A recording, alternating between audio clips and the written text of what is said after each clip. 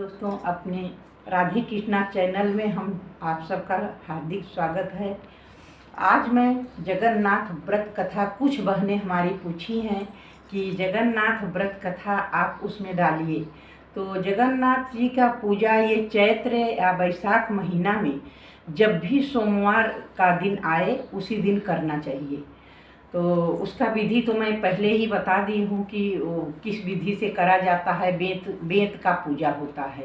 बेंत का पूजा करने के बाद और व्रत कथा करने के बाद, आरती के बाद, उस बेंत से सारे सदस्यों, अपने परिवार में सबको छुआया जाता है। इससे मान्यता है कि भगवान जगन्नाथ जी के कृपा से सारे रोग दोष कष्ट दूर हो जाता है। इसलिए आज मैं व्रत कथा बता रही हूँ। जो भी बहनें करती हों, नहीं किताब है तो ये वीडियो आप चला करके आसानी से आप अपनी व्रत कथा सुन सकते हैं। तो पूजन विधि इस तरह से है। चैत्र अथवा बैसाख शुक्ल पक्ष के पहले व दूसरे सोमवार को गोबर से लीपकर श्री जगन्नाथ जी की फोटो, 5 बेंत, अगर मूर्ति हो तो मूर्ति आप रख सकते हैं। पहले सोमवार को पंचामृत से स्नान कराकर चंदन कुमकुम के फूल और टेसू के फूल चढ़ा करके और कुसुम कली, आटे के 2 दीपक शुद्ध देसी घी के जलाएं। 5 या 7 गेहूं के बाली, 5 या 7 कच्चे आम चढ़ावें। ककड़ी, ये जो गर्मियों में सीजनल फल है उसको चढ़ाना चाहिए। गुड़, धनिया, खोए का गुड़ की गुझिया से भोग लगावें। गौ ग्रास निकाल कर 2 रोटी एक बार में खावें। नमक नहीं खाना चाहिए। पूजन के बाद परिक्रमा करके सबको प्रसाद दें और 5 बेंत पीठ पर छुआवें तथा पूजन के बाद दीपक के काजल पार कर लगावें। तो व्रत कथा इस तरह से है। प्राचीन काल में सुदामा नामक एक अत्यंत गरीब ब्राह्मण था। अत्यंत दुखी होने पर लोगों से सुना था कि श्री जगन्नाथ जी का व्रत व दर्शन करने से सभी मनोरथ पूर्ण होते हैं। इसीलिए सुदामा जी ने श्री जगन्नाथ जी का व्रत व दर्शन करने का निश्चय किया। घर में ब्राह्मणी को समझाकर थोड़े से चावल लेकर दर्शन करने के लिए चल दिए। श्री जगन्नाथ जी के स्थान का पता पूछते पूछते यात्रा प्रारंभ की। यात्रा करते हुए कई महीने बीत गए। इसी बीच सुदामा जी ने अनेक दुखी लोगों से साक्षात्कार भी हुए। सभी ने सुदामा जी से जगन्नाथ जी के दर्शन करते जानकर प्रार्थना की कि हे महाराज, हमारे दुखों का भी भगवान जगन्नाथ जी से मेरी प्रार्थना करिएगा। इन दुखी लोगों में बाल से बंधा झूमती हाथी, आम का पेड़, रंभती गाय, बछड़ा, ताल तलैया, आग से भरी बरोसिया, काल वाली औरत, मचिया चिपकी औरत, इन सब ने अपनी व्यथा को कही। हाथी ने कहा कि मेरा जीवन बंधे ही गुजर जाता है, मुझे न कोई खोलता है न ही समीप आता है। आम के पेड़ ने कहा कि मैं इतना अभागा हूँ कि समय आने पर फल लगते हैं किंतु पकने पर कीड़े लग पड़ जाते हैं, कोई खाने वाला नहीं। गाय ने कहा कि मेरा बच्चा अलग रहता है और मैं अलग रहती हूँ। अलग मार्ग में ही एक ताल तलैया थे जो कि वो कहते हैं कि हम कभी मिल नहीं पाते। मार्ग में एक पास ही उनका कष्ट यह था कि पास होते हुए भी चाहे जितना पानी बढ़ जाए परंतु दोनों का संगम नहीं होता है। थोड़ी दूर पर एक कछुआ जो तपती रेत पर पड़ा था, उसका कष्ट यह था कि वह सरोवर में नहीं रह पाता था। एक औरत मिली जिसके सिर पर जलती हुई अंगीठी थी। एक दूसरी औरत थी जिसकी बैठका चिपका हुआ था। इन सब ने श्री सुदामा जी से प्रार्थना की कि भगवान से मेरे कष्टों के निवारण का उपाय पूछना।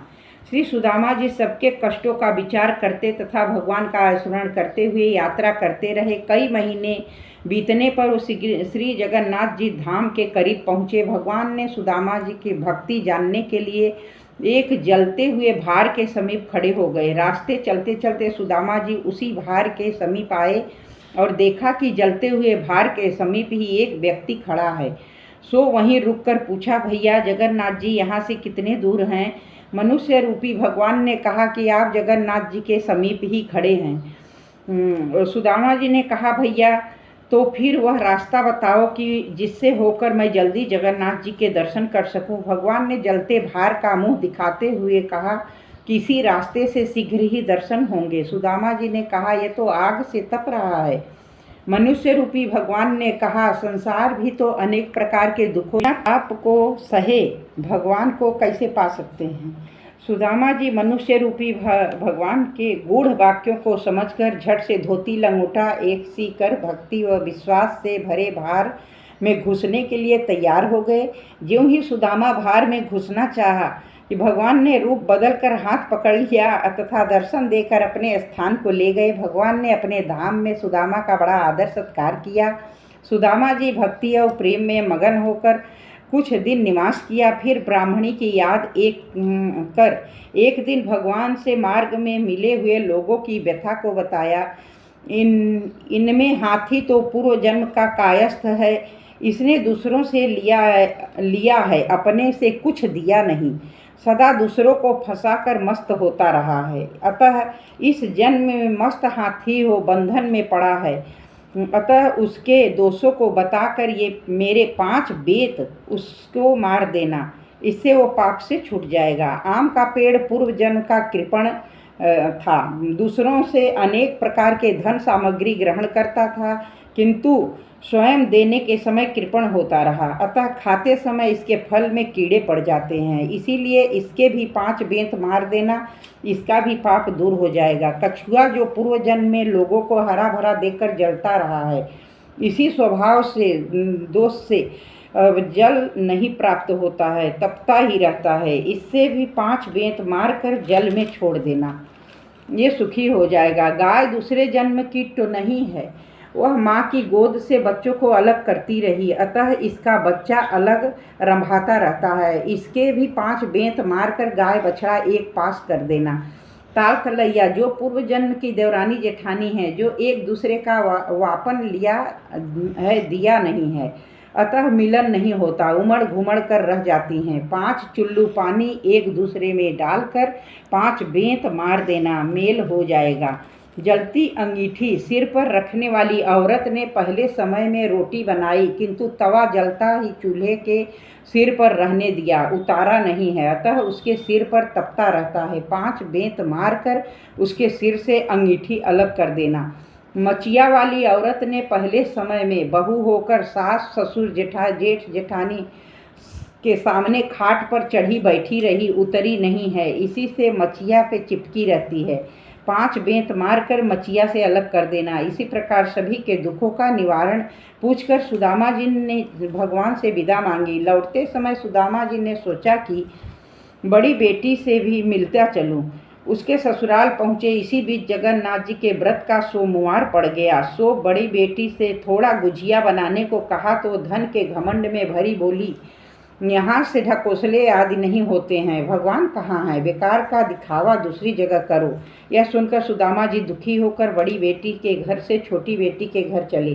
रास्ते में एक खेत पड़ा, सो छोटी बेटी की गरीबी विचार कर सोचा कि किसान से 5 बाली मांग लूँ। ऐसा निश्चय कर किसान से 5 बाली मांगते हुए बोले, भगवान का व्रत करूँगा। किसान अहंकार से भरकर बोला, आग लगे तुम्हारे भगवान को, जिसको देखो बस भगवान के नाम पर मांगने चला आता है। सुदामा जी दुखी होकर मुड़े ही थे कि खेत में आग लग गई। तब तो किसान दौड़कर सुदामा जी के पैर पड़ गया और माफ़ी मांगने लगा। सुदामा ने कहा, भैया मैंने कुछ नहीं किया है, तूने भगवान को आग लगाई, भगवान तेरे खेत को आग लगा दी। किसान ने प्रार्थना करते हुए कहा, भगवान अब कभी ऐसी गलती नहीं करूँगा। ऐसा कहकर गेहूं की बाली लाकर अर्पण की। जलता खेत हरा भरा हो गया। आगे चलकर एक आम का बाग पड़ा, वहाँ भी सुदामा ने पूजा के लिए 5 आम मांगे। रखवारे ने दुर्वचन कहते हुए इनकार कर दिया। सो बड़े जोर की आंधी आई और सब आम नष्ट होने लगे। यह देखकर रखवारा दौड़कर सुदामा जी के शरण में गया और खुशामद करने लगा। दयालु सुदामा ने भगवान से प्रार्थना की तथा उसके फल ग्रहण किए तो आंधी शांत हो गई। बाली और आम लेकर सुदामा जी दोपहर को छोटी बेटी के घर पहुँचे और कहा, बेटी गोबर से चौका लगा रखो, मैं नित्य कर्म से निवृत्त होकर आता हूँ, जो कुछ सामग्री होगी उसी से श्री जगन्नाथ जी का व्रत करूँगा। छोटी लड़की ने प्रसन्न होकर चौका लगाया तथा गरीबी विचार कर साहूकार के घर गई। अपने लड़के को बंधक बनाकर पूजन सामग्री घी खोआ आदि लाकर गुजिया पूड़ी गुड़ धनिया आदि बनाकर प्रेम से रखा। सुदामा जी के साथ सभी लोगों ने भक्तिपूर्वक व्रत किया, कथा सुनी।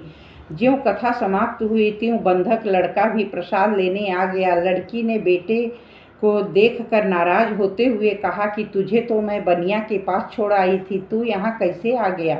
बेटे ने कहा कि आप ही ने तो बुलाया है। अभी एक बूढ़े बाबा गए और बनिया का सारा पैसा दे दिए और बोले कि तेरी माँ ने बुलाया है, सो मैं चला आया हूँ। सुदामा की छोटी लड़की बड़ी प्रसन्न हुई। इधर सुदामा जी घर पहुँचे तो देखा कि कुटिया की जगह महल खड़ा है। सभी ऐश्वर्य नौकर चाकर वाहन आदि उपस्थित है। ब्राह्मणी भी जो गरीबी से मुरझाई रहती थी वो बूढ़ी दिखती थी। वह आभूषणों से लदी दमकता चेहरा लिए जवान सी दिख रही है। सुदामा जी प्रसन्न होकर मन में निश्चय किया कि श्री जगन्नाथ जी की कृपा से मुझे यह सब प्राप्त हुआ है। उनके नाम से एक भंडारा होना चाहिए जिसमें दूर देश तक कोई भूखा न रहे। ऐसा सोचकर चारों ओर हरकारा दौड़ाए और निमंत्रण भेजकर इष्ट मित्रों को भी बुलाया। श्री जगन्नाथ जी का पूजन कर भंडारा शुरू किया ही था कि सुदामा ने सुना कि एक औरत रोती हुई आ रही है। सुदामा जी ने देखा तो बड़ी बेटी आ रही है। पूछा, बेटी क्यों रोती है? बड़ी लड़की ने कहा, पिताजी जब से आप हमारे घर से आए हैं किसका कोप हो गया जो धन संपत्ति नष्ट हो गई, बड़ी दुखी हूँ। सुदामा जी ने ढांढस बंधाया और प्रेम से भोजन परोसा, किंतु पत्तल में पड़ते ही सभी व्यंजन रोटियां कोचियां के रूप में देखकर आश्चर्यचकित थे। सुदामा जी ये देखकर बड़े दुखी होकर भगवान से प्रार्थना की तो आकाशवाणी हुई कि तुम्हारी बेटी ने हमारे व्रत का अनादर किया था, प्रसाद बनाने में दुखी हुई, अतः इसकी सारी संपत्ति नष्ट हुई तथा भोजन में रोटियां नहीं कोचियां रह गई है। सुदामा जी ने प्रार्थना की कि भगवान आपके भंडारे में तो इसे पेट भर भोजन मिलना ही चाहिए। सुदामा के आग्रह पर भगवान ने कहा, मेरे शीत इसके पत्तल में छोड़ दो, इसे पेट भर भोजन प्राप्त होगा, किंतु मेरा व्रत करने से ही इसके दुख मोक्ष होंगे। लड़की ने सुना तो उसी दिन से भगवान जगन्नाथ जी का व्रत करने लगी। व्रत के प्रभाव से सुखी हुई। श्री जगन्नाथ जी का व्रत संसार में जो कोई प्राणी करेगा वह संसार के सभी दुखों को भोग धनवान होगा। जैसा कथा में वर्णित लोगों के दिन बहुरे ऐसे ही सबके दिन बहुरेंगे। श्री जगन्नाथ जी की कृपा से दरिद्री को धन, निपुते को संतान की प्राप्ति होता है। संसार में ऐसा क्या है जो संसार के स्वामी अर्थात जगन्नाथ जी न दे सके? वे सब कुछ दे सकते हैं। श्री जगन्नाथ जी का व्रत सदैव करना चाहिए। इसके करने से जन्म जन्मांतर के पाप नष्ट हो जाते हैं, परिवार में सुखमय जीवन हो जाता है। इनकी महिमा बड़ी है। बोलिए श्री जगन्नाथ बाबा की जय।